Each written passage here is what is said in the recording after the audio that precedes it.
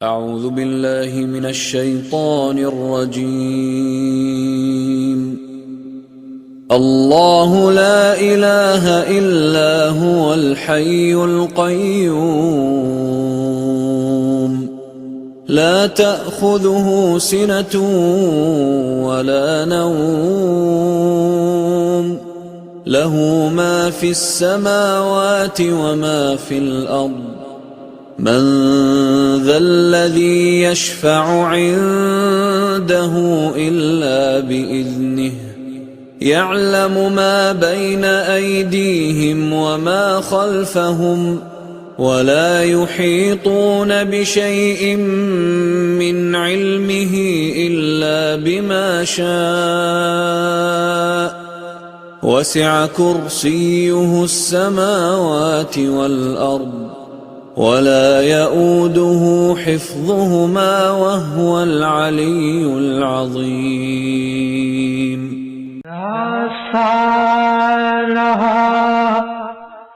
جان نبی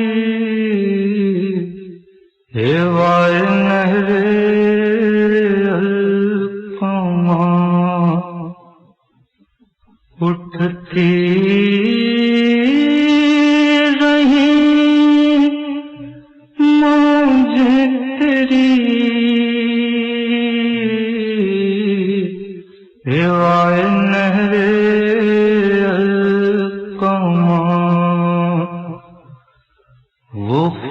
لب سوکھا گلا شیر خدا کی یال کا وہ تیرے ہونٹوں پر تری ہیوائے نہر القما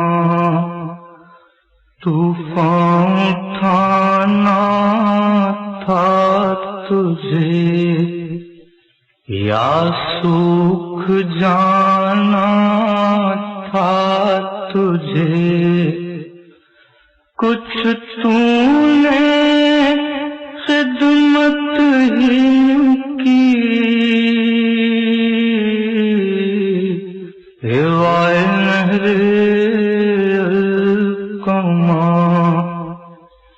ایک مشک پانی کے لیے عباس کے شان کٹے ندی لہو کی بہہ گئی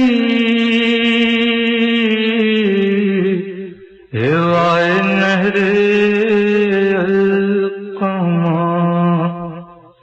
ایک چادر آب رواں اوڑھے ہوئے طولوں حفاں زینب کی بے چادری ہیوائے نہر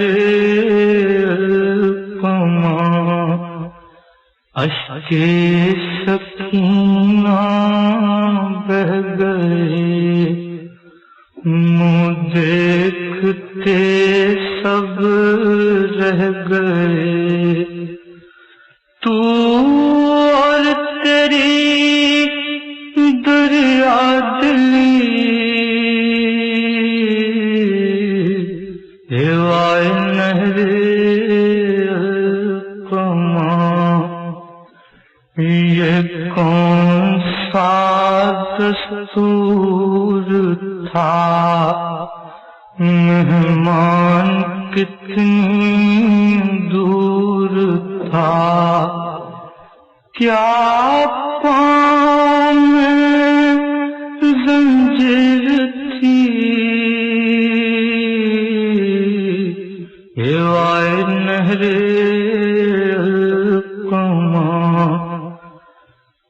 آتا ہے اس کو یاد جب وہ کاروان تشنا ہے نجم کا نوحہ یہی وائے نہر القمہ.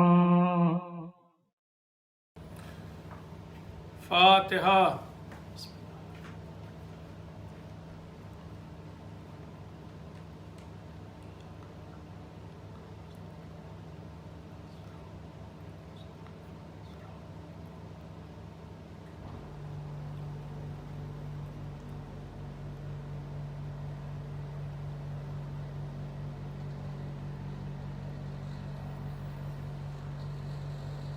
اعوذ باللہ من الشیطان الرجیم.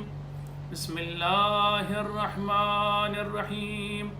الحمد للہ رب العالمین والحمد للہ الذی جعل لنا لسانا وشفتین وهدانا النجدین والحمد للہ الذی هدانا لهذا وما كنا لنهتدي لولا أن هدانا الله لقد جاءت رسل ربنا بالحق ثم الصلاة والسلام على سلسلة الأنبياء والمرسلين أولها آدم وآخرها خاتم وفي وسطها نوح وإبراهيم وإسماعيل وإسحاق ويعقوب ويوسف ويونس وداود وسليمان وموسى وعيسى لا سيما على أشرفهم وأفضلهم سيدنا ونبينا بالقاسم محمد. اللهم صل على محمد وآل محمد وعلى أهل بيته الطيبين الطاهرين الذين أذهب الله عنهم الرجس وطهرهم تطهيرا. اللهم صل على محمد وآل محمد. واللعنة الدائمة الباقية على أعدائهم أجمعين من الآن إلى قيام يوم الدين. أما بعد فقد قال الله تبارك وتعالى في كتابه المبين وهو أصدق الصادقين وقوله الحق. بسم الله الرحمن الرحيم. يسألونك عن ذي القرنين قل سأتلو عليكم منه ذكرا. صلوات پڑھیں آپ حضرات. عزاداران امام حسین علیہ السلام، جیسا کہ آپ واقف ہیں اس عشرہ محرم میں میرا موضوع سورہ کہف ہے، اور یہ ایک فرمائشی موضوع تھا. فرمائش ہوئی تھی بعض مومنین کی طرف سے کہ اس سال اس عشرہ محرم کو میں سورہ کہف پر پڑھوں اور اسے اپنا موضوع بناؤں. سورہ کہف میں جیسا کہ میں نے آپ کی خدمت میں عرض کیا 110 آیتیں ہیں، اور یہ آیتیں اس عدد سے بالکل میچ کرتی ہیں کہ جو مولا علی ابن ابی طالب علیہ السلام کے نام کے عدد ہیں. خیر، ان آیات کو یعنی 110 آیتوں کو الگ الگ سیکشن میں بانٹا جا سکتا ہے. میں نے آپ کو پہلے بتایا تھا کہ اس سورے میں کل ملا کر 5 واقعات یا قصے آئے ہیں. اس میں سے ایک جناب آدم اور وہ شیطان والا واقعہ ہے کہ اگر اس کو چھوڑ دیا جائے، کیونکہ وہ قرآن مجید میں کئی جگہ آیا ہے، کئی سوروں میں دہرایا ہے، مثلا سورہ بقرہ، سورہ آراف وغیرہ میں، تو اس کو اگر الگ چھوڑ بھی دیا جائے تو 4 ایسے واقعے اور قصے اور داستانیں ایسی ہیں کہ جو اسی سورے میں ہیں جو دوسرے سوروں میں نہیں پائی جاتی. اس میں سے ایک واقعہ تو اصحاب کہف کا، دوسرا وہ 2 دوست کے جن میں سے ایک مومن تھا مگر بیچارہ غریب تھا، اور دوسرا مومن ہونے کے بعد میں کافر ہو گیا چونکہ اس کے پاس پیسہ آ گیا. پھر تیسرا واقعہ ہمیں ملتا ہے وہ کس کا ہے؟ جناب موسیٰ علیہ السلام اور جناب خضر علیہ السلام کا. اور آج جو واقعہ یا قصہ میں آپ کے سامنے پیش کرنے جا رہا ہوں وہ جناب ذی القرنین کے بارے میں ہے. اور وہ چونکہ نیک انسان تھے اس لیے ان کے بارے میں قرآن نے بڑے اچھی صفات ان کی بیان کی ہیں. تو یہ 4 واقعے ایسے ہیں کہ جو نقل ہوئے ہیں اور اس سورے میں آئے ہیں. اس سے پہلے 3 واقعات میں آپ کی خدمت میں عرض کر چکا اور یہ 4تھا قصہ ہے. اور یہ بھی بتا دوں اس سورے کی شان نزول یہ تھی کہ مکے کے بت پرستوں نے جب یہ دیکھا کہ ہم حضرت محمد مصطفیٰ صلی اللہ علیہ وآلہ وسلم اور ان کے ساتھیوں کو یعنی مسلمانوں کو مار کر پیٹ کر یا دیگر طریقے کی اذیتیں دے کر ان پر ظلم و ستم کر کے ان کو اسلام پھیلانے سے نہیں روک سکتے تو انہوں نے دوسرا طریقہ اپنایا یہ کہ وہ علمی میدان میں چاہتے تھے پیغمبر کو مات دے دیں. اور چونکہ وہ خود پڑھے لکھے نہیں تھے اس لیے وہ لوگ گئے کچھ ان میں سے اور مدینے جا کر کے یہودیوں سے مل کر کے انہوں نے 3 مشکل سوال یہودیوں سے مل کر کے تیار کیے اور آ کر کے پیغمبر سے پوچھے. اور ان میں سے ایک سوال جو تھا وہ جناب ذی القرنین کے بارے میں تھا کہ وہ کون تھے اور وہ کون انسان تھا کہ جو اس نے ساری دنیا میں سفر کیا اور بڑے لمبے لمبے اور طولانی سفر کیے. بعض روایات میں آیا کہ ایک پورے یعنی اس دنیا کا ایک چکر لگایا. خیر یہ سوال تھا اور اس کے جواب میں پیغمبر نے یہ پورے واقعات یعنی جناب ذی القرنین کا واقعہ پیش کیا. ابھی میں نے جو خطبے میں آپ کے سامنے آیت پڑھی اس میں یہی بات کہی گئی اور وہ آیت کیا تھی؟ یسألونک عن ذی القرنین. اے پیغمبر یہ لوگ آپ سے ذی القرنین کے بارے میں سوال کرتے ہیں. قل سأتلو علیکم منہ ذکرا. آپ کہہ دیجئے کہ میں جلد ہی تمہیں ان کے بارے میں کچھ باتیں بتاؤں گا جو ضروری باتیں ہیں. ظاہر سی بات ہے ساری ڈیٹیل تو بتانے کی ضرورت نہیں ہوتی ہے. جیسا کہ میں نے پہلے بھی کہا کہ بعض ایسی ڈیٹیل ہیں کہ جن کو بتانے سے اصل واقعے پر کوئی فرق نہیں پڑتا. جیسے کہ اصحاب کہف کے واقعے میں قرآن مجید نے کہا کچھ لوگ کہتے ہیں ان کی تعداد 3 تھی, کچھ کہتے ہیں 5 تھی, کچھ کہتے ہیں 7 تھی. تو بعد میں قرآن نے کہا تم لوگ یا پیغمبر سے کہا آپ اس مسئلے میں نہ پڑھیے کہ تعداد کتنی تھی. یہ سب باتیں ایسی نہیں کہ جن کے بارے میں بحث کی جائے یا جن میں پڑھ کر کے اپنا وقت ضائع کیا جائے. اصل واقعے کے اور مقصد کی طرف دیکھنا چاہیے کہ وہ مقصد کیا ہے. تو خیر جناب ذی القرنین کے بارے میں ان لوگوں نے سوال کیا. پیغمبر نے کہا کہ سأتلو علیکم منہ ذکرا. میں جلد ہی تمہیں کیا بھی بتاتا ہوں ان کے بارے میں کچھ باتیں. تو یہ ابتدائی آیت تھی. اور یہ بھی بتا دوں آیت نمبر 83 سورہ کہف کی 83 نمبر آیت سے لے کر کے تقریباً 98 نمبر آیت تک اسی واقعے سے متعلق آیتیں جو 16 آیتیں لگ بھگ بنتی ہیں کہ جس میں جناب ذی القرنین کا قصہ آیا ہے. میں ابھی تفصیل سے قصہ بھی پیش کروں گا اور جیسے میں نے پہلے کیا تھا ایک ایک کر کے آیتوں کی تطبیق کہی جاتی ہے یعنی ان کو دکھاؤں گا کہ کیسے پورا واقعہ بیان کر رہی ہیں وہ آیات. سب سے پہلے یہ سوال یہ ہے کہ ذی القرنین کا مطلب کیا. یہ بھی بتا دوں جس شخص کے بارے میں یہ بات ہو رہی ہے ان کا نام ذی القرنین نہیں تھا بلکہ ٹائٹل تھا ذی القرنین. تو ٹائٹل انہیں کیوں ملا؟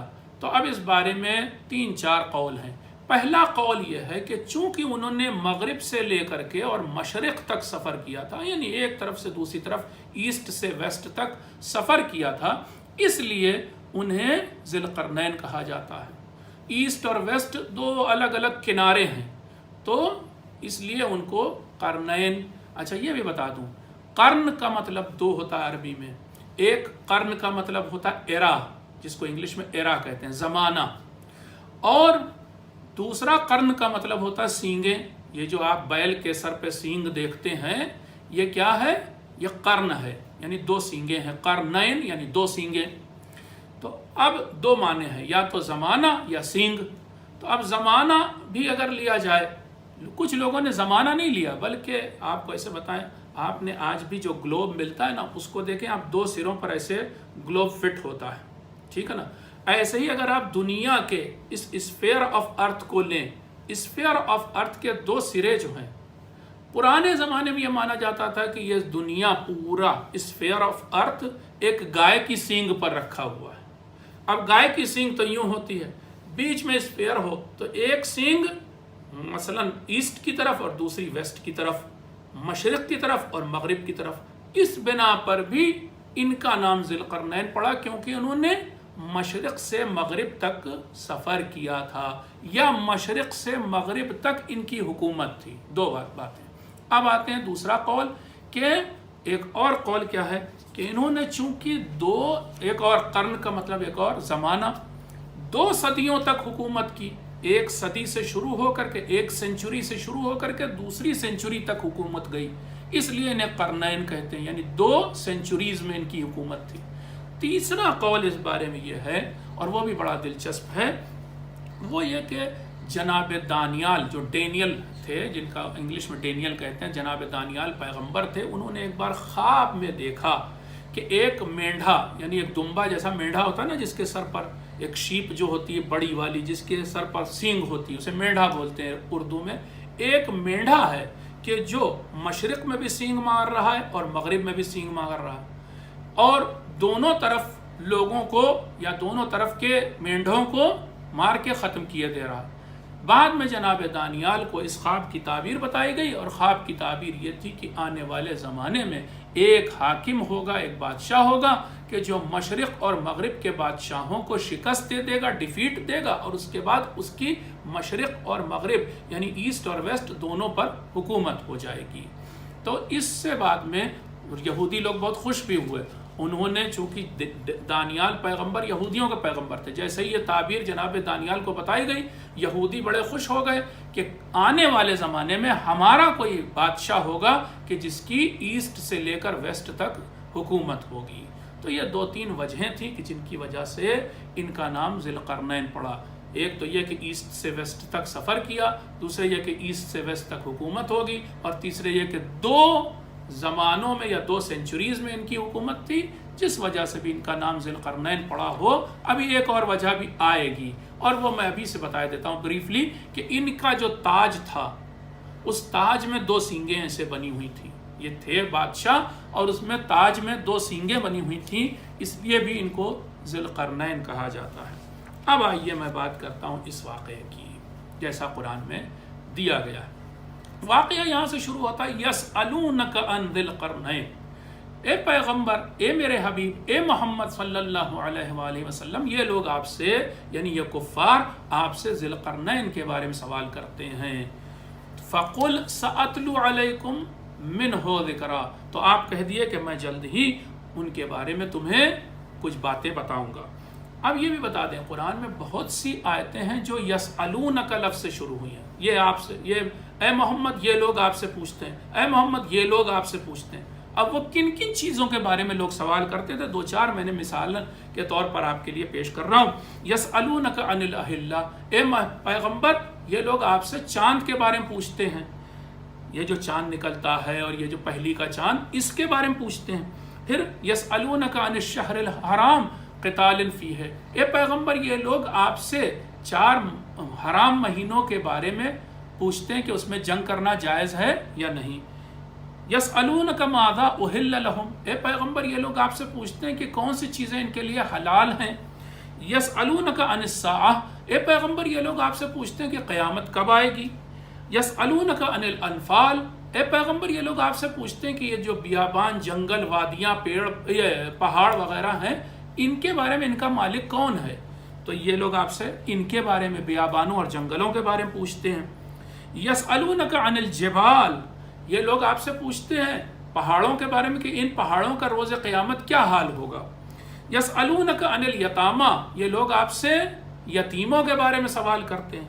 یسألونک عن الروح، یہ لوگ آپ سے روح کے بارے میں سوال کرتے ہیں. یسألونک عن الخمر والمیسر، اے پیغمبر یہ لوگ آپ سے شراب اور جوئے کے بارے میں سوال کرتے ہیں. اب اگر ان سوالات کو آپ دیکھیں تو کوئی سوال فقہی ہے، کوئی سوال تاریخی ہے، کوئی سوال اخلاقی ہے، اور یہ جو مثلا یسألونک عن ذی القرنین، یہ لوگ آپ سے ذی القرنین کے بارے میں سوال کرتے ہیں، یہ تاریخی سوال ہے. کل ملا کر کے پیغمبر سے فقہی، اخلاقی، تاریخی ہر طرح کے سوال پوچھے جاتے تھے. اس سے ہم ایک نتیجہ نکالتے ہیں کہ ایک لیڈر کو ہر طرح، ہر سبجیکٹ کے بارے میں نالج ہونی چاہیے. خاص طور پہ اگر وہ لیڈر کوئی نبی ہے، کوئی رسول ہے تو اسے ہر موضوع ہر سبجیکٹ کے بارے میں نالج ہونی چاہیے، کیونکہ سوال لوگوں کا ہر طرح کا ہو سکتا ہے۔ ایک سلوات پڑھ دیے آپ بسم اللہ الرحمن الرحیم۔ اب اگلی چیز جو اس سورے میں آئی وہ یہ کہ پوچھتے تو ہیں یہ تم سے ذی القرنین کے بارے میں رسول، لیکن آپ ان سے کیا کہیے، سأتلو علیکم منہ ذکرا، میں جلد ہی ذی القرنین کے بارے میں تمہیں بتاؤں گا۔ اب یہاں پر یہ جو سأتلو لفظ ہے، کہنا پیغمبر کو یہ چاہیے تھا یا اللہ تعالیٰ کو کہ پیغمبر اے نبی ان سے کہہ دیجئے میں تمہیں ذی القرنین کے بارے میں بتاتا ہوں، لیکن ایسا نہیں، میں جلد ہی تمہیں ذی القرنین کے بارے میں بتاؤں گا، یعنی 1-2 منٹ بعد صحیح بتاؤں گا لیکن تاخیر سے، تھوڑی ڈیلے کے ساتھ۔ اب یہ ڈیلے کیوں؟ فوراً بتانا چاہیے تھا۔ ڈیلے ہم کو یہ بتاتا ہے کہ ہر سوال کا جواب فوراً نہیں دے دینا چاہیے ہم کو۔ ہم سے جو سوال پوچھا گیا، آپ بھی مولانا لوگوں سے، علماء سے سوال پوچھتے ہیں اور کہتے ہیں جواب دیجئے، ضروری نہیں کہ وہ جواب فوراً دے دے۔ اکثر کہہ سکتا ہے کہ بھائی ہم دیکھ کے بتائیں گے، اور ہوتا ہے ایسا کہ ہم دیکھ کے بتائیں گے، سوچ کے بتائیں گے، تو یہ فرصت خود نبی کے لیے بھی کہہ رہا اللہ تعالیٰ کہ ان سے کہیے ابھی جلد ہی بتاتے ہیں، لیکن ابھی نہیں بتا رہے، جلد ہی بتائیں گے۔ تو پہلی بات تو یہ کہ ہم جو ہے وہ فوراً جواب ہمیں نہیں دینا چاہیے۔ دوسری چیز، کبھی کبھی ہمیں سوچ کر جواب دینا ہے، اس لیے الفاظ سوچنے چاہیے، بڑا نپا تلا جواب ہونا چاہیے۔ خاص طور سے اگر کوئی سیاسی لیڈر ہے تو اسے جو بیان دینا ہے تو بڑے نپے تلے انداز میں، جو آج کل کی زبان میں کہا جاتا ہے ڈپلومیٹک لینگویج، تو سیاسی بیان دینا ہے تو اس کے لیے، مذہبی بیان دینا ہے تو اس کے لیے بہت نپے تلے الفاظ ہونے چاہیے۔ تو ہمیں پہلے جواب سے پہلے الفاظ سوچنے چاہیے۔ اب آئیے میں اس واقعے کے بارے میں مزید بات کرتا ہوں کہ جناب ذی القرنین کون تھے۔ اس بارے میں آپ کو بتاؤں کہ جناب ذی القرنین کے بارے میں 3 نظریے پائے جاتے ہیں کہ ذی القرنین کون تھے۔ پہلا نظریہ کیا ہے؟ ذی القرنین وہی سکندر اعظم، وہی سکندر مقدونی یعنی الیگزینڈر آف میسیڈونیا، کہ جو جناب عیسیٰ علیہ السلام سے 356 سال پہلے ہوا، اس کو ہی کہہ رہے ہیں۔ بعض مفسرین نے، بعض علماء نے جب اس قرآن کی ان آیات کی تفسیر کی تو لکھا کہ ذی القرنین وہی سکندر تھا۔ اور سکندر اعظم آپ کو معلوم ہے 356 BC میں ہوا، اور اس کی حکومت یونان یعنی گریس سے لے کر کے اور انڈیا تک، ہندوستان تک حکومت تھی، بہت بڑا ریجن، ان سب علاقوں پر اس کی حکومت تھی۔ وہ ملٹری کمانڈر تھا خود۔ 20 سال کی حکومت میں جب اس کا باپ مر گیا تو وہ بادشاہ بن گیا تھا، اور تب سے اس نے ایکسپیڈیشن کیے اور کتنی جگہوں کو انویڈ کیا اور فتح کیا، اور اس کی اس طرح سے یونان سے لے کر گریس سے لے کر کے اور انڈیا تک حکومت ہو گئی پورے ریجن پر۔ یہ تو پہلا نظریہ ہے کہ ذی القرنین کا مطلب سکندر اعظم۔ دوسرا نظریہ یہ ہے کہ یمن میں ایک بادشاہ ہوا پرانے زمانے میں کہ جس کا نام ذی القرنین تھا۔ یہ بھی ایک نظریہ ہے، کچھ مفسرین نے یہ بھی لکھا ہے۔ اور اس بادشاہ نے ایک دیوار بھی بنائی تھی جس دیوار کا نام دیوار معارب ہے۔ تو یہ چونکہ ابھی آئے گا واقعے میں، جناب ذی القرنین نے 2 پہاڑوں کے بیچ میں ایک ڈیم بنایا تھا، تو کچھ لوگوں نے کہا کہ وہی ذی القرنین کے جو یمن میں تھا وہی ہے یہ ذی القرنین کہ جس کا تذکرہ قرآن میں ہوا۔ یہ دوسرا نظریہ۔ تیسرا نظریہ جو ابھی یہ کہیں کہ کچھ 50-60 سال کے اندر یا 70-80 سال کے اندر سامنے آیا، وہ نظریہ ہے ہندوستان کے بہت بڑے سیاستداں بھی اور ساتھ ساتھ عالم بھی، اہل سنت عالم آپ جانتے ہیں اور بڑے مشہور ہیں، مولانا ابوالکلام آزاد، کہ جن کے نظریے کو ہمارے علامہ طباطبائی جنہوں نے تفسیر میزان لکھی ہے، اور ہمارے آیت اللہ ناصر مکارم شیرازی جن کی نظارت میں تفسیر نمونہ لکھی گئی ہے، انہوں نے مولانا ابوالکلام کے نظریے کو انڈورس کیا، کہا صحیح ہے، یہ نظریہ کافی حد تک صحیح ہے۔ اور وہ نظریہ یہ ہے، یہ بھی بتا دیں، آغا مکارم تو ابھی اس وقت موجود ہیں اور تفسیر نمونہ انہی کی دیکھ ریکھ میں لکھی گئی ہے، وہ اس ٹیم کے صدر تھے۔ مولانا ابوالکلام آزاد کا نظریہ یہ ہے کہ ایران کا ایک بادشاہ کہ جس کا نام انگلش میں سائرس اور فارسی میں یا اردو میں کورش تھا، کورش ہی ذی القرنین تھا۔ ذی القرنین تو ٹائٹل ہے، لیکن اصل اس بادشاہ کا نام کورش، اور وہ پرشیا کا یعنی ایران کا بادشاہ تھا۔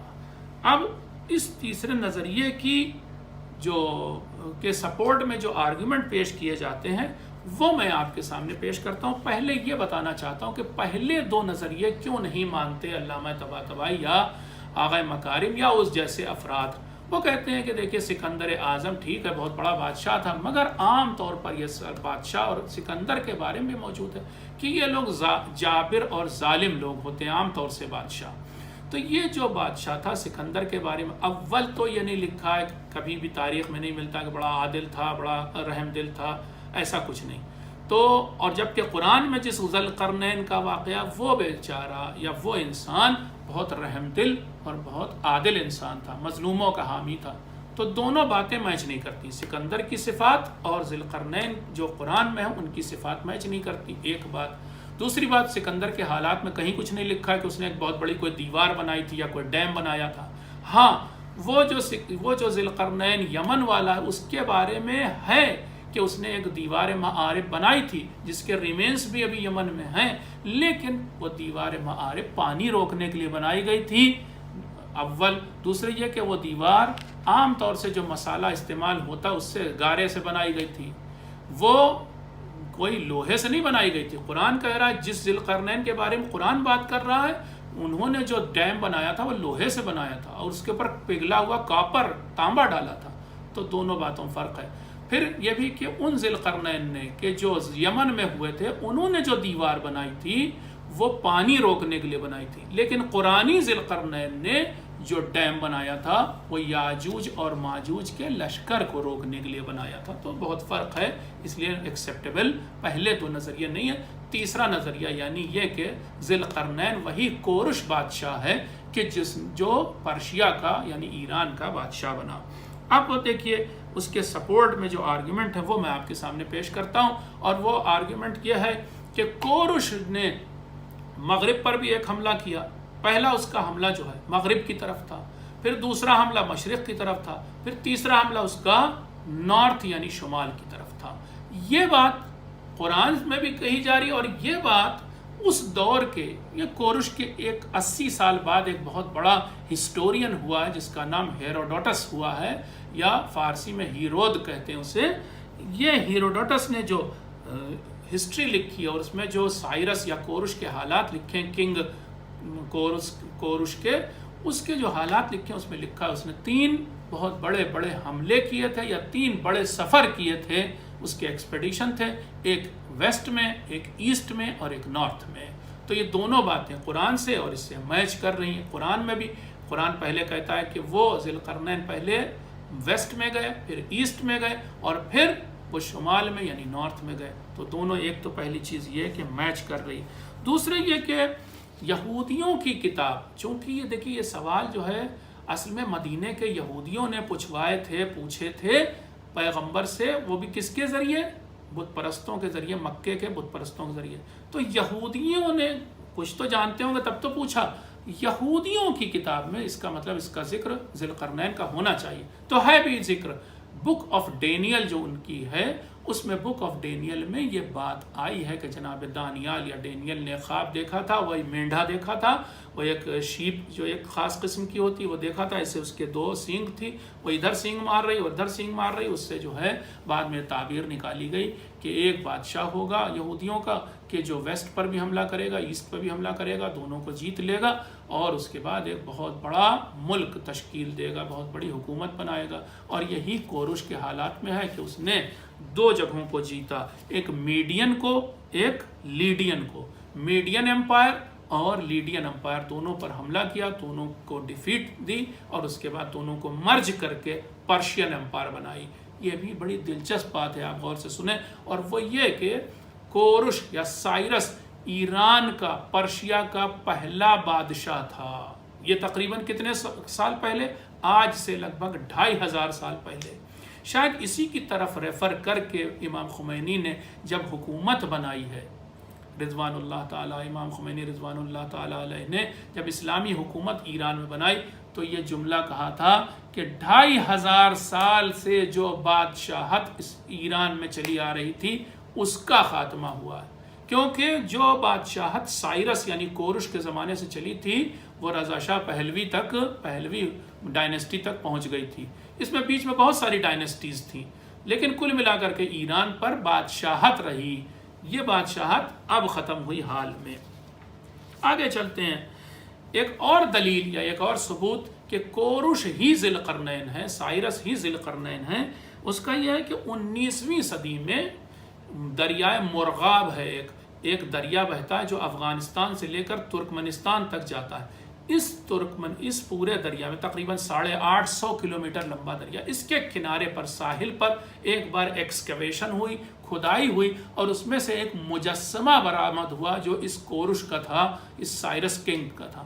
اس مجسمے میں اوپر دیکھا گیا کہ اوپر اسٹیچو کے اوپر ایک تاج ہے اور تاج کے اوپر 2 سینگیں بنی ہوئی ہیں. تو اس سے سمجھا گیا کہ کورش وہی بادشاہ ہے، ذی القرنین ہے، 2 سینگوں والا ہے، کہ جس کا تذکرہ قرآن میں بھی کیا گیا ہے. اس کے بعد یہ بھی ہے کہ تاریخ کی کتابوں میں یہ بھی ملتا ہے کہ خود کورش جو ہے وہ بہت نرم دل، بڑا سخی، مظلوموں کا بڑا حامی، اس طرح کی صفات کا حامل تھا، اور یہ صفات میچ کرتی ہیں ان صفات سے جو قرآن میں ذی القرنین کے بارے میں بتائی گئی ہیں. ایک صلوات پڑھ دیا حضرات. اب آتے ہیں، ہم بات کرتے ہیں کہ کورش نے کہاں کہاں کے سفر کیے. میں نے جیسا بتایا قرآن کہہ رہا ہے 3 سفر کے بارے میں، اور اتفاق سے ہیروڈوٹس جو بہت بڑا ہسٹورین ہے جس نے سائرس یا کورش کے حالات لکھے، اس نے بھی بتایا کہ کورش نے 3 سفر کیے. اور جو سیکوینس ہے ان 3 سفروں کا وہ دونوں جگہ سیم ہے، قرآن میں اور ہیروڈوٹس کی تاریخ میں. پہلا ویسٹ میں سفر، دوسرا ایسٹ میں سفر، اور پھر تیسرا نارتھ میں سفر. یہ تینوں سفر سے بھی بات میچ کرتی ہے. اور یہ بھی بتا دیں آپ کو کہ یہ سفر کس طرف ہوئے. ترکی کے آس پاس، ترکی کہتے ہیں جو یعنی ایشیا میں جو ترکی کا حصہ ہے، اس میں ایک شہر اناتولیا جو کہا جاتا، اناتولیا میں ہی اس کا مرکز تھا کورش کا. کورش اس میں وہیں کا رہنے والا، سائرس وہیں کا رہنے والا، اور وہیں پر اس کا مرکز اور پائے تخت تھا. پھر اس سے اس نے پہلا سفر ویسٹ کی طرف کیا. تب ٹرکی میں ازمر کے پاس، اگر آپ کے پاس میپ آپ سامنے رکھیں تو آپ دیکھیں گے کہ ساحل کے زیادہ تر حصے جو ہیں ایشیا مائنر کے زیادہ تر حصے ایسے فورک بنی ہوئی ہے. زمین ہے، بیچ میں پانی ہے، پھر زمین ہے، بیچ میں پانی. ان میں سے کچھ فورک ایسی ہیں کہ جہاں پر پانی بڑا گدلا اور جیسے کیچڑ ایسا لگتا ہے. قرآن میں لفظ آیا ہے کیچڑ کا، اس لیے میں نے یہ بتایا. یہ ساری باتیں میچ کر رہی. اب میں قرآن کی باتوں کو دکھاتا ہوں کہ قرآن کیا کہہ رہا ہے، اور اس سے ہمیں پھر درس لینے. جلدی میں آیات کو پڑھتا ہوں. قرآن کہتا ہے وَآتَيْنَاهُ مِن لَّدُنَّا اِنَّا مَكَّنَّا لَهُ فِي الْأَرْضِ وَآتَيْنَاهُ مِن كُلِّ شَيْءٍ سَبَبًا. جناب ذی القرنین کے بارے میں اللہ تعالیٰ فرماتا ہے کہ ہم نے ذو القرنین کو زمین پر قدرت دی تھی، طاقت دی تھی، پاور دی تھی. فی الارض، زمین پر پاور دی تھی. وَآتَيْنَاهُ مِن كُلِّ شَيْءٍ سَبَبًا، ہر طرح کے ریسورسز دیے تھے. جو ریسورسز آپ سوچ سکتے ہیں وہ ہر طرح کے ریسورسز.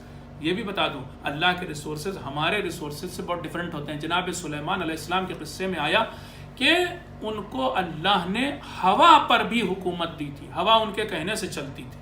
تو اس طرح کے بھی شاید ریسورسز اللہ نے ذوالقرنین کو دیا ہو، یا پھر اور ریسورسز اور طرح کی نالج، وزڈم، سبھی کچھ دیا. ریسورسز جو مٹیریل ریسورسز ہیں وہ بھی دیے.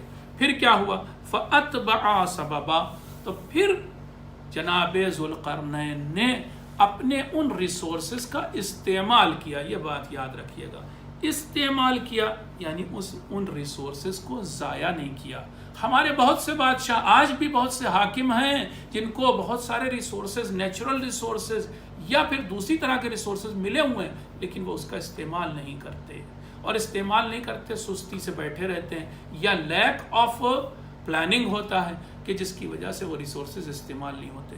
جناب ذوالقرنین نے ان ریسورسز کو استعمال کیا. فَأَتْبَعَ سَبَبًا، then he used those resources حَتَّى إِذَا بَلَغَ مَغْرِبَ الشَّمْسِ وَجَدَهَا تَغْرُبُ فی عین حمیۃ، پھر وہ چلے ان ریسورسز کو استعمال کرتے ہوئے ویسٹ کی طرف گئے اور اس جگہ تک پہنچ گئے کہ جہاں پر انہیں سورج ڈوبتا ہوا دکھائی دیا. کس چیز میں؟ کیچڑ والے پانی میں. شاید یہ وہی جگہ ہے کہ جو میں نے بتایا ازمر سے، ترکی کا جو شہر ازمر ہے اس سے تھوڑی دور آپ جائیں تو جہاں پر فورک ایسے بن رہے ہیں وہاں پر کیچڑ گدلا پانی ہے، وہاں تک وہ گئے. پھر کیا ہے؟ وجد عندها قوما، جناب ذوالقرنین نے وہاں پر ایک قوم کو دیکھا پایا. قلنا یا ذا القرنین اما ان تعذب و اما ان تتخذ فیہم حسنا.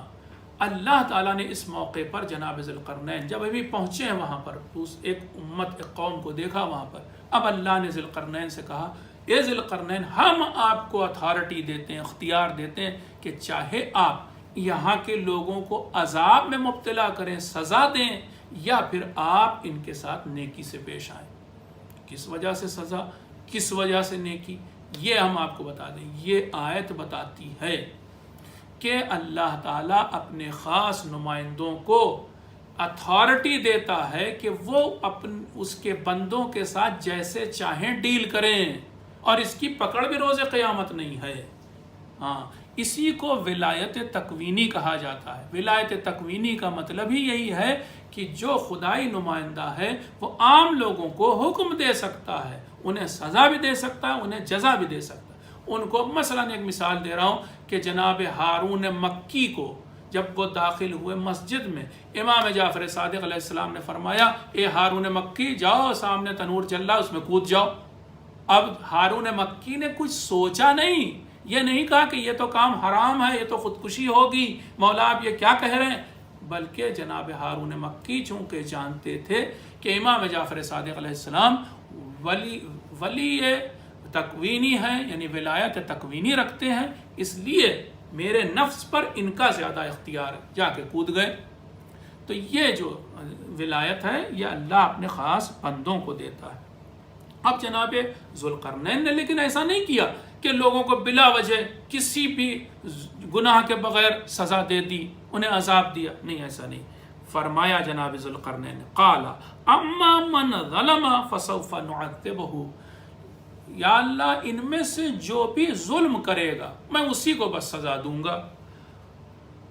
پھر کیا؟ ثم يرد الى ربہ فیعذبہ عذابا نکرا، پھر میں تو سزا دوں گا ہی ظلم کی یہاں، اور جب روز قیامت وہ اللہ کے سامنے پیش ہوگا تو وہاں پر اللہ بھی اسے سزا دے گا. لیکن اب جو نیک ہوا اس کا کیا ہوگا؟ وَأَمَّا مَنْ آمَنَا وَعَمِلَ صَالِحًا فَلَهُ جَزَاءً الْحُسْنَى، لیکن جو انسان نیک عمل کرے گا، ٹھیک ہے، اور جو ایمان لائے گا اس کے لیے تو بہترین جزا ہوگی، جزاء الحسنى، نیک جزا ہوگی. یہ کون دے گا؟ جناب ذوالقرنین ہی دیں گے، یہیں پر دیں گے، جزا دیں گے، اور روز قیامت بھی اللہ ثواب دے گا. وَسَنَقُولُ لَهُم مِّنْ أَمْرِنَا يُسْرًا ثُمَّ أَتْبَعَ سَبَبًا. یہ ایک پہلی بستی تھی کہ جہاں ویسٹ میں گئے تھے جناب ذوالقرنین، اور اللہ نے انہیں اختیار دیا تھا کہ یہاں کے لوگوں کے ساتھ جیسے چاہو پیش آؤ. اب اگلی بستی کی طرف چلے. ثم اتبع سببا، پھر ریسورسز کا استعمال کیا اور کس طرف گئے؟ حتی اذا بلغ مطلع الشمس وجدها تطلع على قوم لم نجعل لهم من دونها سترا. یہاں تک کہ جناب ذوالقرنین چلتے رہے اپنے لشکر کے ساتھ، اپنے ساتھیوں کے ساتھ چلتے رہے، یہاں تک کہ ایسی جگہ پر پہنچے کہ جہاں سے سورج اگتا تھا، یعنی ایسٹ کی طرف، مطلع الشمس ایسٹ کی طرف پہنچ گئے.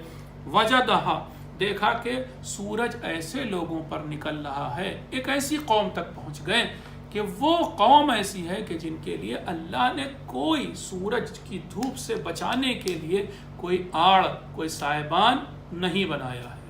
یعنی نہ تو کوئی درخت ہے، نہ کوئی ایسی چیز ہے جس میں وہ سایہ حاصل کر سکیں، نہ کوئی پہاڑ ہے کہ جس کے سائے میں وہ اپنی زندگی گزار سکے. بالکل چٹیل میدان میں وہ قوم رہتی تھی، ان کے پاس کچھ نہیں تھا سر چھپانے کو. پھر کیا ہوا؟ یہاں تک پہنچنے کے بعد کذالک وقد احطنا بما لدیہ خبرا، اور اسی طرح سے ہم لوگوں کو باتیں بتاتے ہیں اور خبر دیتے ہیں. ثم اتبع سببا، پھر تیسرا ایکسپیڈیشن جناب ذوالقرنین کا پھر چل دیے، اس قوم سے ملنے کے بعد پھر چل دیے۔ اب یہ تیسرا ایکسپیڈیشن کدھر ہے؟ چلے کہاں؟ حتی اذا بلغ بین السدین وجد من دونہما قوما لا یکادون یفقہون قولا، یہاں تک کہ وہ دو صد، اب صد کا مطلب ڈیم ہوتا ہے، ویسے تو دو رکاوٹ ہوتی ہے، دو اوٹ ہوتی، دو رکاوٹوں والے پہاڑ کے لیں، دو پہاڑوں کے درمیان کی جگہ پر پہنچ گئے۔ جناب ذوالقرنین اپنے ساتھیوں کے ساتھ چلے، نارتھ میں گئے اور دو پہاڑوں کے قریب ایک پہنچ گئے، اور وہاں پر کیا دیکھا؟ وجد من دونہما، ان دو پہاڑوں کے پاس ایک قوم کو دیکھا، قومن، ایسی قوم کو دیکھا لیکن لا یکادون یفقہون قولا، جو قوم ذرا سی بھی بات نہیں سمجھتی تھی، یعنی شاید وہ سیولائزیشن کے لوویسٹ لیول پر تھے، کیونکہ سیولائزڈ لوگوں کی سب سے پہلی نشانی یہ ہوتی ہے کہ بات کو سمجھتے ہیں، وہ بیچارے ابھی شاید ان کی لینگویج اتنی پروگریس نہیں کر پائی تھی کہ وہ بات کو سمجھیں، اشارے میں غالباً جناب ذوالقرنین نے بات کیا جس طریقے سے بھی، یعنی سیولائزڈ نہیں تھے وہ لوگ۔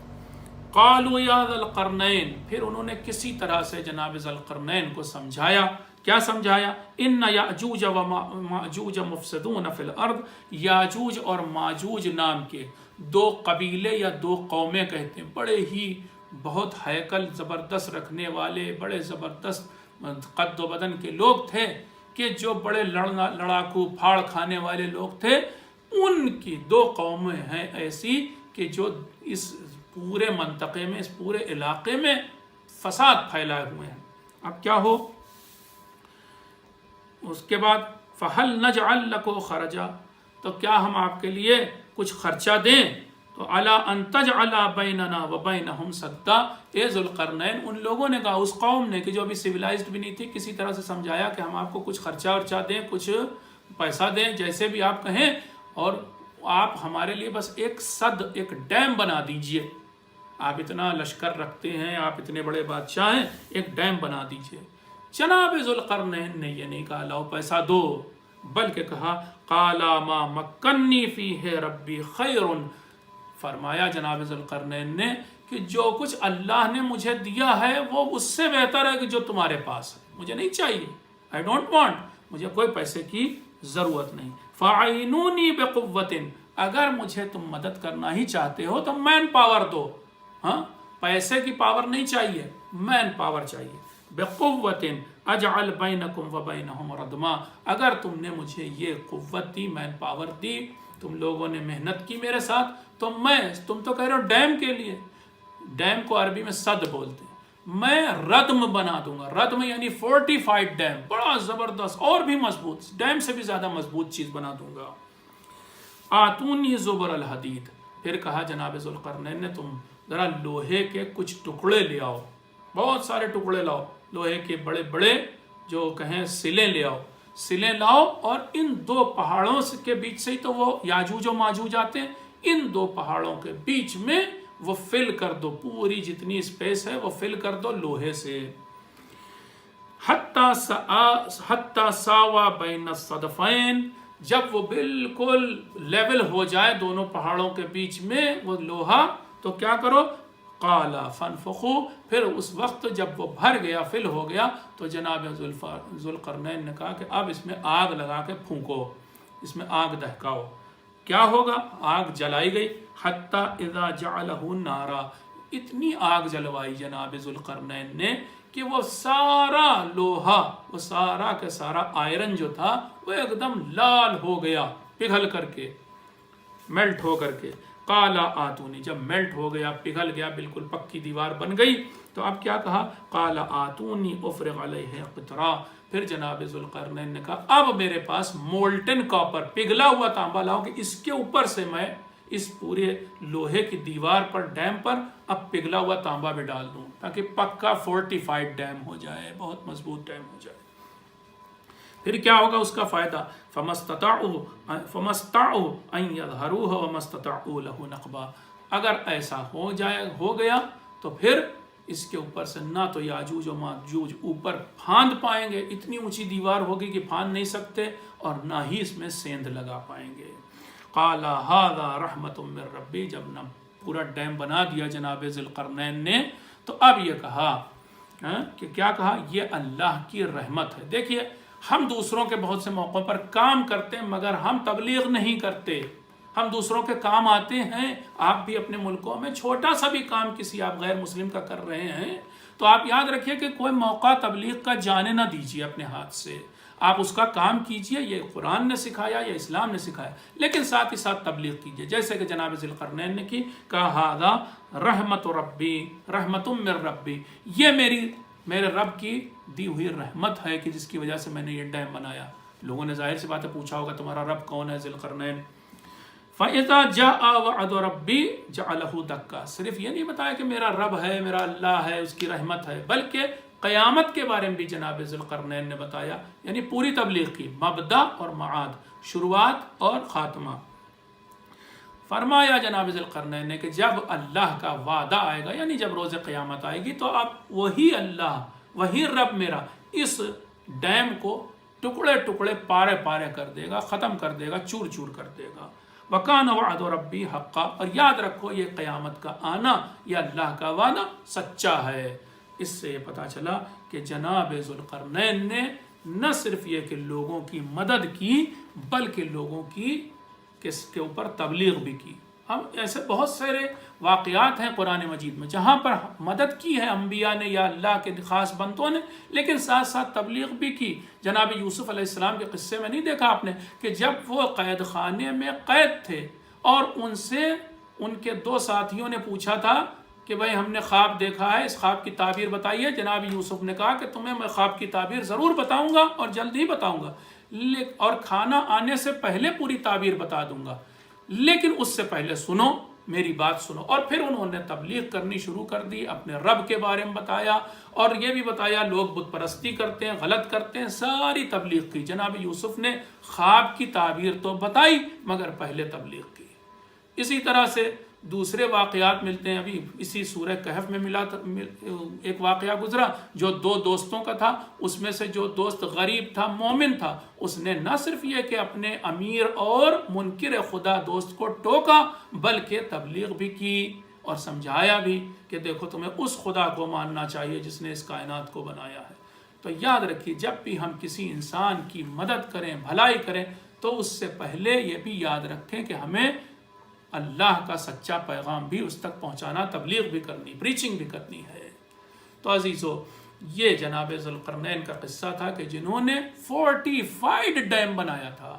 یہ اللہ کے نبیوں کی خاص یا نمائندوں کی خاص عادت ہے، سنت ہے کہ جب بھی وہ کام کرتے ہیں پکا کرتے ہیں۔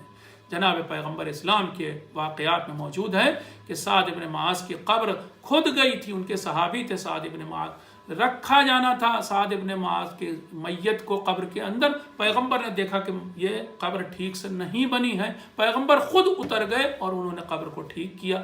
حالانکہ بعد میں نکلنے کے بعد کہا کہ تم لوگ سوچو گے کہ یہ قبر تو کچھ دنوں بعد بوسیدہ ہو جائے گی، کیا فرق پڑتا ہے کہ تھوڑی ایسی یا تھوڑی ویسی بنی ہو۔ لیکن پیغمبر نے کہا کہ اللہ تعالیٰ کا حکم ہے کہ جب بھی کوئی کام کیا جائے پکا کیا جائے۔ بس یہیں سے ایک بات میں آپ کو بتا دوں، ایک صلوات پڑھ دیا آپ حضرات تو بتاؤں کہ اسی طرح سے پیغمبر اسلام نے اپنے اس دین کا جو انتظام کیا تھا وہ بھی پکا کیا تھا، ایسا نہیں کہ ایسے ہی چھوڑ دیا تھا، جو کام کیا وہ پکا کیا۔ اور اس سے بھی آگے میں بات کروں کہ اگر مولا علی علیہ السلام کو اللہ تعالیٰ نے دو ایسے بیٹے کہ جو جوانان جنت کے سردار تھے، امام حسن علیہ السلام اور امام حسین علیہ السلام، اگر ایسے دو بیٹے دیے تو ان کی حفاظت کا انتظام بھی مولا نے کیا، ورنہ یہ کہا جاتا کہ پھر انہوں نے کام کو متقن طور پر یا محکم طور پر انجام نہیں دیا، متقن نہیں تھے وہ۔ لیکن مولا علی علیہ السلام نے کام کو پکے طور سے انجام دیا کہ اگر حسین ہوں تو ان کی حفاظت کے لیے ایک شخص ہو کہ جس کا نام عباس ہو۔ آیا بھی ہے روایت میں کہ جناب محمد ابن حنفیہ نے کہا تھا کہ میرے دو بھائی حسن و حسین آنکھیں ہیں بابا کی اور ان کی حفاظت کے لیے ہاتھ ہوتا ہے، آنکھوں کی حفاظت کے لیے۔ بس ایسے ہی حسین کی حفاظت کے لیے جس شخصیت کو ہم آج جس کا ذکر کرنے جا رہے ہیں وہ کون؟ وہ جناب ابوالفضل العباس علیہ السلام۔ ان کی حفاظت ان کے ذریعے حسین نے اپنے بیٹے ان کے ذریعے مولا علی علیہ السلام نے اپنے بیٹے حسین کی حفاظت کی۔ ہاں عزیزو، مولا نے وصیت کی تھی جناب ابوالفضل العباس علیہ السلام سے، اس وقت کہ جب کوفے میں بستر شہادت پر تھے مولا علی علیہ السلام، تو وصیت کی تھی، الگ سے اپنے بیٹے عباس کو پاس بلایا تھا اور فرمایا تھا کہ دیکھو عباس، روز عاشوراء میں تو نہ ہوں گا، لیکن یاد رکھنا میں انہی دو آنکھوں سے دیکھ رہا ہوں کہ تم گھوڑے کے ساتھ نہر القمہ میں وارد ہو چکے ہو، لیکن یاد رکھنا عباس، یہ میری وصیت ہے تم سے کہ خبردار پانی پی نہ لینا۔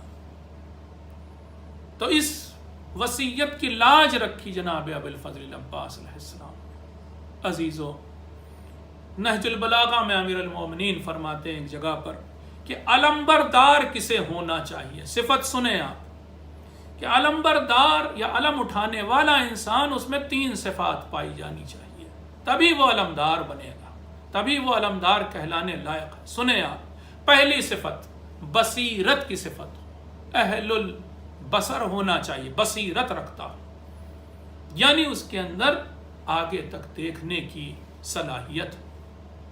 پھر اس کے بعد دوسری صفت فرماتے ہیں اس میں صبر پایا جاتا ہو، صابر انسان ہو، اور تیسری صفت تو اور بھی زبردست، اسے اس بات کا علم ہو، وہ عالم ہو اس بات کا کہ حق کہاں ہے، موضع حق کہاں ہے، یعنی حق کس کے پاس ہے، حق کس کی طرف ہے۔ آپ دیکھیے یہ تینوں صفت علمدار حسینی جناب ابوالفضل العباس میں پائی جاتی تھی۔ مولا نے یہ 3 صفت بتائی تھی۔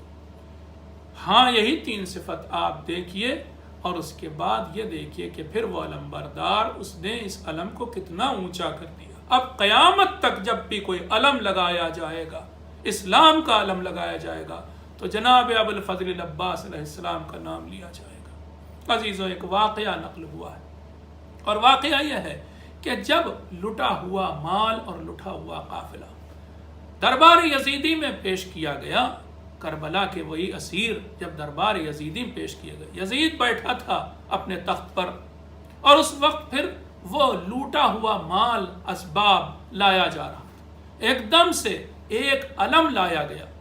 وہ علم کیسا تھا؟ بہت بڑا لکھا ہے، بہت بڑا علم، اور اس علم میں ایک خاص بات تھی، سب نے دیکھا، تمام درباریوں نے اور خود یزید نے دیکھا کہ سارا کا سارا جو اس کا پھریرا تھا وہ تیروں سے چھلنی تھا، لیکن جو دستہ تھا جہاں سے علم پکڑا جاتا ہے، قبضہ علم جو تھا، وہاں پر ایک بھی تیر کا نشان نہیں تھا۔ دیکھیے وہ عرب تھے جتنے بیٹھے تھے، سمجھتے تھے کہ علم کا کیا مطلب، اور علم کو اس حالت میں دیکھ کر لکھا ہے روایت میں کہ 2 یا 3 بار یزید اپنے تخت کو چھوڑ کر کھڑا ہو گیا، اور کھڑے ہونے کے بعد اس نے اتنا تعجب کیا، آخر میں اس سے رہا نہیں گیا، اس نے پوچھا یہ کس کا علم ہے؟ لوگوں نے بتایا یہ علم ابوالفضل العباس برادر حسین کا ہے۔ بس جیسے ہی یہ جملہ سنا اس نے خود اقرار کیا، ابیت اللعن، اے ابوالفضل العباس تم کو برا بھلا کہنا جائز نہیں ہے، ارے تم نے تو جو کچھ ہو سکتا تھا وفاداری کی لاج رکھ لی، تم نے علم کے جو حق ہے اس کو ادا کر دیا۔ عزیزو، یہ دشمن گواہی دے رہا، والفضل ما شہدت بہ الاعداء، فضیلت تو وہ ہے کہ جس کی گواہی دشمن دے دے، دشمن ہے کہ جو گواہی دے رہا ہے کہ ابوالفضل العباس تم نے وفاداری کی لاج رکھ لی، تم نے شجاعت کی لاج رکھ لی۔ ہاں عزیزو، یہی ابوالفضل العباس ہیں، اور شب عاشور ہے، امام حسین علیہ السلام نے حکم دے رکھا ہے کہ اے ابوالفضل العباس آج رات تم خواتین کے خیمے کی حفاظت کرنا۔ ایک طرف خواتین کے خیمے کے خندق کھود کر آگ روشن کر دی گئی، دوسری طرف علی کا شیر ہے کہ جو حفاظت کر رہا ہے سیدانیوں کے خیمے کی۔ ایک دم سے پاس میں کون آتا ہے؟ زہیر ابن قین آ کر کے جناب ابوالفضل العباس سے کہتے ہیں کہ ابو الفضل العباس میں ایک بات تمہیں یاد دلانا چاہتا ہوں۔ کہا کیا یاد دلانا چاہتے ہو؟ کہا میں نے تمہارے بابا علی مرتضیٰ سے سنا ہے اور ان کے بارے میں یہ بات مشہور ہے، جیسے ہی باپ کا نام سنا، والد کا نام سنا، جناب ابو الفضل العباس نے کہا کہ اے زہیر ابن قین، ارے حق تو یہ تھا کہ میں بابا جان کا نام سنتے ہی گھوڑے سے اتر جاؤں، لیکن کیا کروں، آقا نے حکم دیا ہوا اس لیے اتروں گا نہیں۔ اور پھر بتاؤ کیا کہنا چاہتے ہو؟ زہیر ابن قین نے کہا کہ یاد ہے ابو الفضل العباس کہ تمہاری تمنا علی نے کیوں کی تھی؟ اس لیے کی تھی کہ تم کربلا کے میدان میں حسین اور ان کے گھر کی عورتوں کی حفاظت کرو گے۔ یاد رکھنا ابو الفضل العباس، تمہارا مقصد حیات یہی ہے، بس اتنا سننا تھا۔ روایت کی لفظیں ہیں کہ دونوں رکابوں پر اتنا زور دیا کہ دونوں رکابیں ٹوٹ گئیں اور کہا اے زہیر ابن قین، کل جنگ کو دیکھنا، ارے سر کٹ کٹ کے گریں گے، کل میری شجاعت کے جوہر دیکھنا۔ لیکن عزیزوں یہ رات کی بات تھی، صبح ہوئی، ایک ایک کر کے مجاہد گئے، اور جب ابو الفضل العباس سے رہا نہ گیا، آقا کی خدمت میں آئے، یہ آقا اب مجھے بھی اجازت دیجئے۔ حسین اس سے پہلے کہ ابو الفضل العباس کچھ کہیں ایک جملہ کہتے ہیں، اے بھیا کیا بچوں کی صدائے العطش سن رہے ہو؟ بس ابو الفضل العباس سمجھ گئے۔ عباس اس خیمے میں گئے جس میں مشکیں رکھی ہوئی تھیں، تمام بچے مشکوں پر اپنے شکم رکھے ہوئے تھے۔ یہ منظر کس نے دیکھا جو حسینی سقہ تھا؟ ارے تڑپ گیا دل، کلیجہ پھٹ گیا عباس کا۔ فوراً اپنی بھتیجی سکینہ کو بلایا، اے سکینہ لاؤ اپنی مشک میرے حوالے کرو، میں تمہارے لیے پانی لاتا ہوں۔ اور پانی لینے چلے، لیکن ایک بات یاد رکھیے، جب جا رہے تھے حسین نے تلوار ہاتھ سے لے لی، نیزہ ہاتھ میں دے دیا۔ اسی کو جناب ام المنین بعد میں بطور مرثیہ پڑھتی تھی کہ کاش میرے عباس کے ہاتھ میں تلوار ہوتی تو کوئی انسان نہیں تھا کہ جو میرے عباس پر قابو پا سکتا۔ ہاں عباس گئے، پانی بھرا، اور اب جو واپس لوٹے ہیں عزیزو تو وہ قیامت آئی کہ جس کی وجہ سے حسین نے کمر پکڑی تھی۔ ارے کیا ہوا؟ ایک تیر اس مشک پہ آ کے لگا جو امید سکینہ تھی۔ بس جیسے ہی تیر لگنا تھا، غازی نے اپنے گھوڑے کا رخ موڑ دیا اور اب اسی علقمہ کی طرف چلے جدھر سے آئے تھے، مگر ایک شقی نے بڑھ کر کے ایک ایسا گرز لگایا سر پر پیچھے سے کہ وہ انسان کے جس کے دونوں بازو نہیں تھے وہ زمین پر منہ کے بل آیا۔ ادھر حسین روانہ ہوئے، ایک مرثیہ پڑھا ہے حسین نے، الآن انقطع ظہری، ارے اب میری کمر ٹوٹ گئی۔ آپ سنیں گے راوی کہتا ہے کہ میں صبح سے لے کر اور دوپہر تک حسین کے چہرے کو دیکھ رہا تھا، جیسے جیسے لوگ شہید ہوتے جا رہے تھے حسین کا چہرہ کھلتا جا رہا تھا، مگر یہ وہ پہلا موقع تھا کہ بان الانکسار فی وجہ الحسین، ارے حسین کا چہرہ مرجھایا ہوا نظر آیا۔ پہنچے جو لاشے پر تو اب حسین نے یوں مرثیہ پڑھا، اے بھیا تم سے تو سیدانیوں کو ڈھارس تھی، ارے وہ آنکھیں جو آج تک جاگتی تھی وہ آج سے نہیں سوئیں گی، آج سوئیں گی، اور جو آنکھیں سوتی تھیں وہ آج سے جاگیں گی۔ ادھر ابو الفضل العباس نے ایک وصیت کی، آقا اگر ہو سکے تو میرے جنازے کو خیموں میں نہ لے جائیے گا، مجھے اپنی سکینہ سے شرم آتی ہے، حیا آتی ہے۔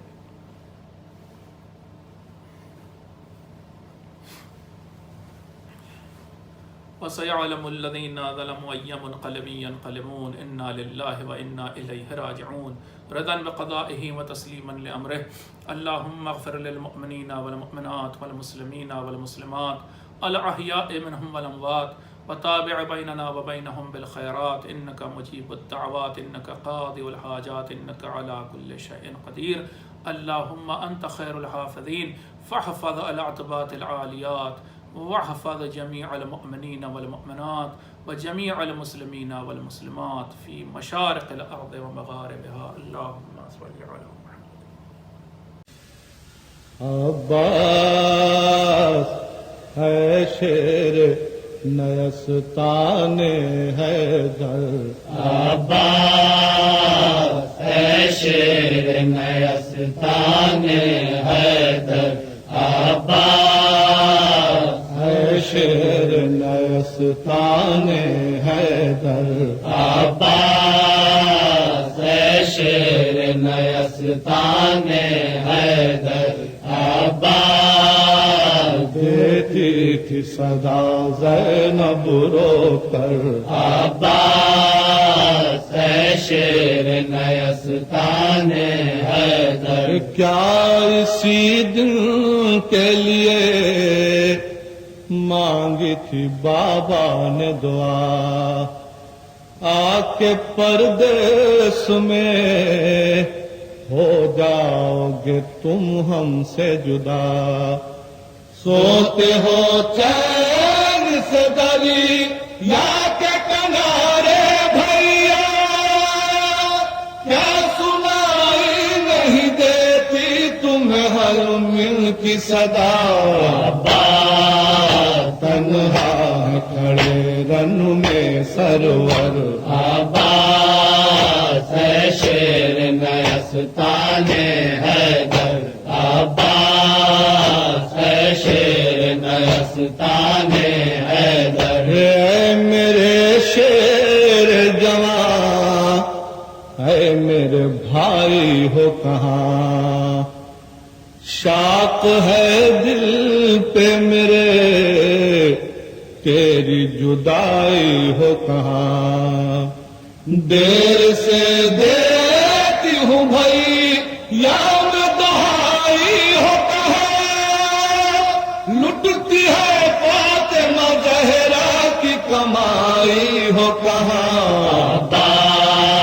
خنجر ہے ہلکے سرور پر، عباس ہے شیر نیستان حیدر، عباس ہے شیر نیستان حیدر، کیا اسی دن کے لیے ساتھ بہن تھی آئی، آ گئی نیند جو دریا کی ترائی پائی، پھر پلٹ کر ہم صورت بھی نہیں دکھلائی، آدارن سے علم تو نہیں آئے بھائی، عباس ہٹتا ہے میرا صدمے سے جگر، عباس ہے شیر نیستان حیدر،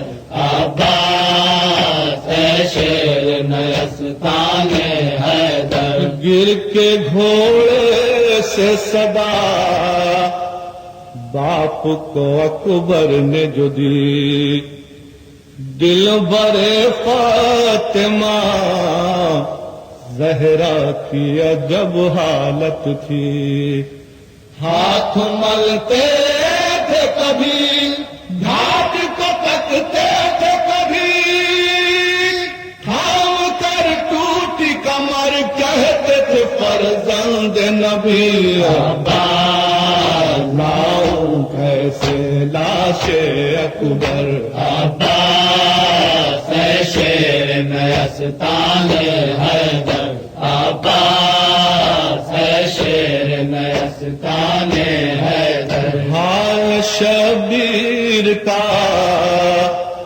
اب تو نہیں دیکھا جاتا، ہے کمر خون نہیں آنکھوں سے سجھائی دیتا، یہ ضعیفی جوان لال کا صدمہ بھیا، ہم لو پڑھ کے ذرا ہاتھ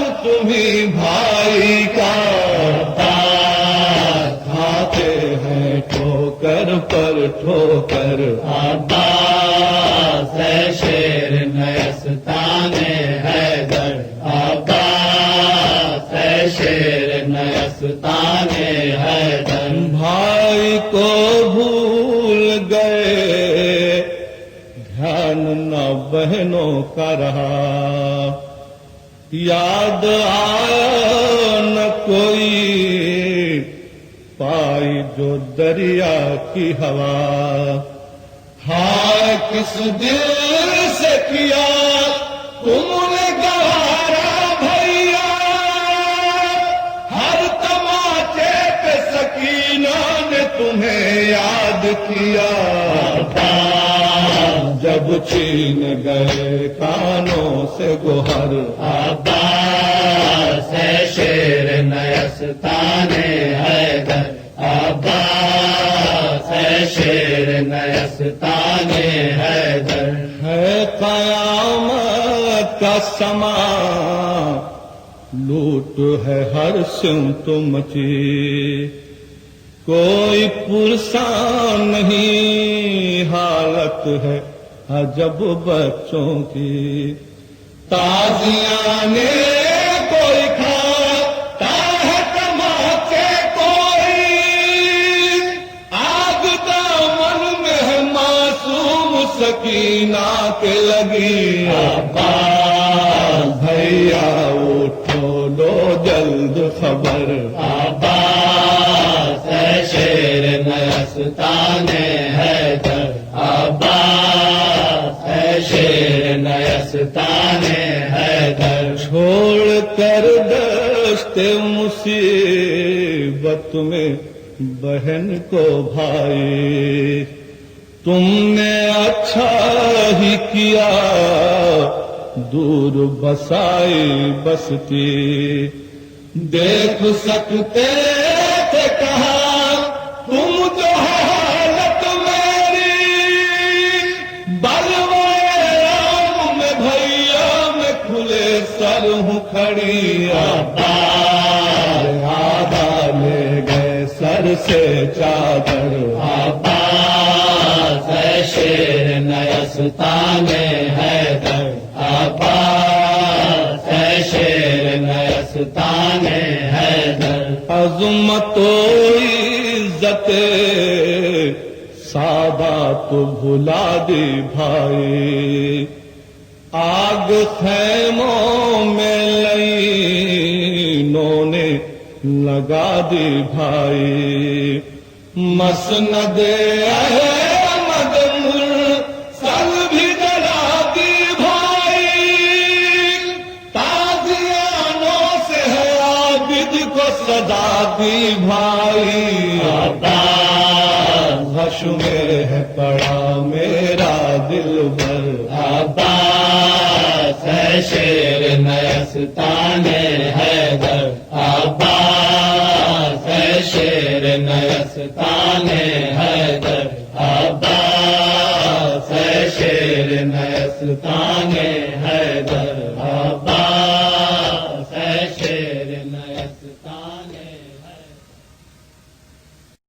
السلام علیک یا رسول اللہ السلام علیک یا نبی اللہ السلام علیک یا علی ابن ابی طالب امیر المؤمنین السلام علیک یا فاطمة الزہرا السلام علیک یا حسن ابن علی السلام علیک یا حسین ابن علی السلام علیک یا علی ابن الحسین السلام علیک یا محمد ابن علی السلام علیک یا جعفر ابن محمد السلام علیک یا موسی ابن جعفر جمیعا ورحمت اللہ وبرکاتہ السلام علیک یا غریب الغرباء یا معین الضعفاء والفقراء یا علی ابن موسی الرضا اطلبنا عند قبرک الشریف السلام علیک یا محمد ابن علی السلام علیک یا علی ابن محمد السلام علیک یا حسن ابن علی جمیعا ورحمت اللہ وبرکاتہ صلی اللہ علیک یا مولانا یا صاحب الزمان السلام عليك يا خليفة الرحمن ويا شريك القرآن ويا إمامنا وإمام الإنس والجان أجل الله تعالى فرجك وظهورك إن شاء الله ورحمة الله وبركاته. الغوث الأمان يا صاحب الزمان، الغوث الأمان يا صاحب الزمان، الغوث الأمان يا صاحب الزمان ورحمة الله وبركاته. بر محمد و آل محمد صلوات الله.